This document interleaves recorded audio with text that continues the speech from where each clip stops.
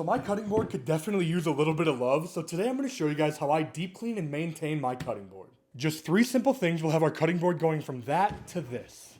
Now to get this thing deep cleaned, we're actually going to start by generously seasoning up our cutting board with salt. And next we're going to take half a lemon, sometimes I use a whole one, and we're going to squeeze the juice right on there. And then I'll use the other half of that lemon and just start scrubbing away. I like to do this for a couple minutes or just until I feel satisfied, and then we're going to go ahead and give this a rinse off with some warm soapy water. After washing everything off, you want to make sure your cutting board is completely dry before you move on to the next step, and that is oiling. Now you want to be really sure that you're using food grade mineral oil and not a cooking oil like olive or vegetable. That can get into your board and get rancid, and it can completely ruin your cutting board.